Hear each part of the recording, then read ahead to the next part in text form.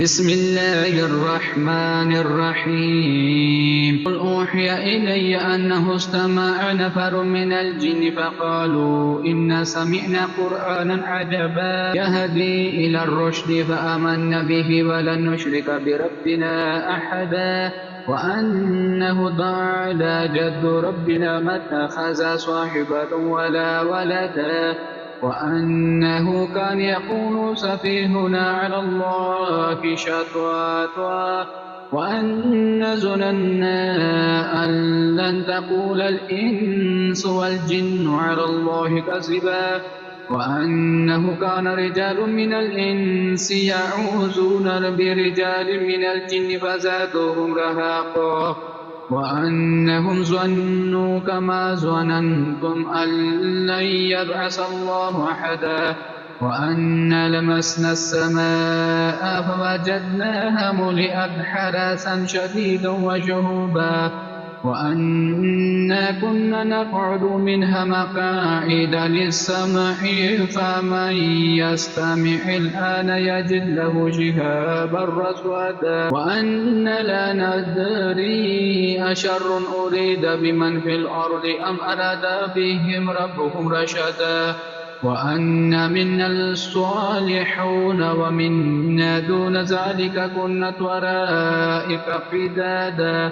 وأن ظننا أن لن نعجز الله في الأرض ولن نعجزه هربا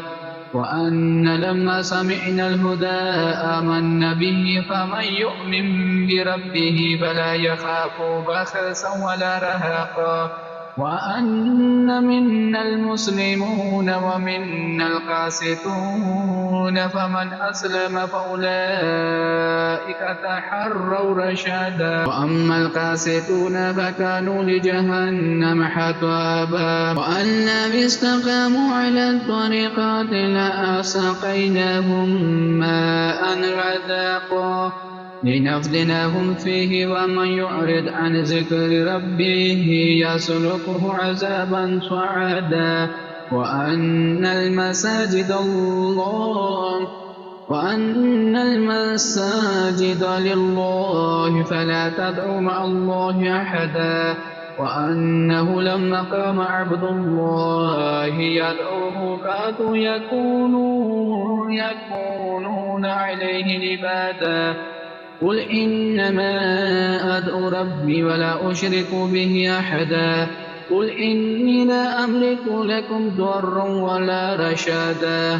قل إني لن يجيرني من الله أحد ولن أجد من دونه ملتحدا إلا بلاغا من الله ورسالاته ومن يعص الله ورسوله فإن له نار جهنم خالدين فيها أبدا حتى إذا رأوا ما يوعدون فسيعلمون من أضعف نصيرا وأقل عددا قل إن أدري قريب ما توعدون أم يجعل